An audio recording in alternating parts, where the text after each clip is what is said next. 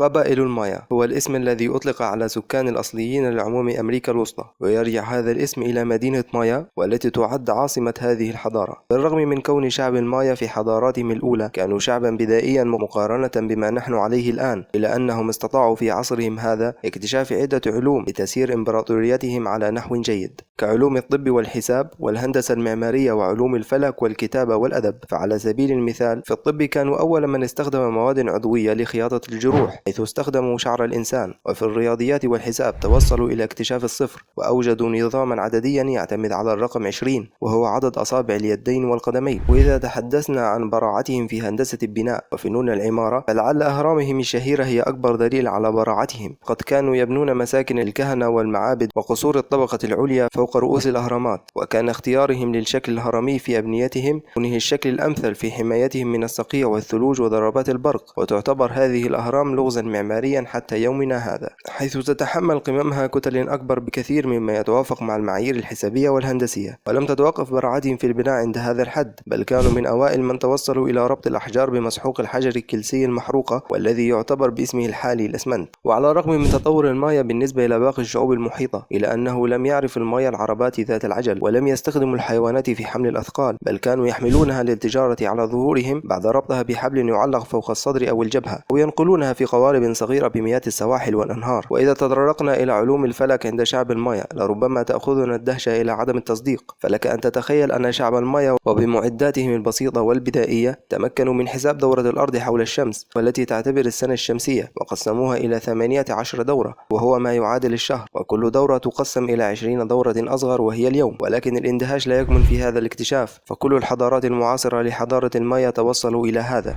لكن ما يدعو إلى الدهشة هو تمكن المايا من دراسة كوكب الزهرة وقياس 584 يوما من دورة الزهرة، وكل هذا بهامش خطأ ساعتين فقط. ولعل كل هذه الأشياء التي توصلنا إليها عن حضارة المايا بمختلف علومها وأشكالها لم نكن لنصل إليها لولا أنه من الشعوب التي انتشرت في ثقافتها الكتابة، حيث كانوا يستخدمون اللغة والكتابة الهيروغليفية في تدوين علومهم ومخطوطاتهم. وتم العثور على أعمال أدبية منحوتة ومكتوبة على ألواح حجرية وعلى مخطوطات جلدية. كيف انتهت حضارة المايا؟ تبدأ قصة انهيار إمبراطورية المايا إن صح التعبير نقطة كان فيها الحضارة في أوج تقدمها وازدهارها وتوسعها في الأمريكتين، إلى أن غرق مركب إسباني كبير في البحر الكاريبي، ولم يبقى سوى عشرات الناجين الذين استطاعوا الوصول إلى ساحل شاطئ يوكاتان. لكن سرعان ما تم القبض عليهم وقتلهم من طرف جنود المايا، باستثناء 2 منهم الذين نجوا من الموت المحقق. وبعد سنين من البحث المتواصل من طرف الإسبان عن حادثة الاختفاء تلك، توصلوا إلى معلومات تفيد بأن شعب المايا هو المسؤول عن موتهم. وعلى الفور أرسلت بعثات إسبانية منفصلة يصل عددها إلى 3 بعثات ما بين عامي 1517 و 1519 إلى ساحل يوكاتان بهدف البحث والاستكشاف، إلى أن شعب المايا اختار الخيار الخطأ وهو مواجهة الإسبان، والذي تسبب في مقتل العديد من سكان المايا. وبعد العديد من محاولات الإسبان لإخضاع سكان المايا تحت سيطرتهم، إلى أنهم أبوا ورفضوا الاستسلام. وبعد وصول الإمدادات الإسبانية لغزو جل الأراضي المايوية، تمكنت إسبانيا من رفع عرشها وبسط سيطرتها واستيلائها على جميع أراضي شعب المايا بمساعدة الهنود الحمر بعد نحو 200 عام من المناوشات الحقيقية. هنا ينتهي عهد المايا، ويدخل التاريخ في منعطف جديد بدأه شعب المايا لينتهي باكتشاف مناطق وعلوم وثقافات جديدة ما نزال إلى الآن نعتمدها في حياتنا العملية.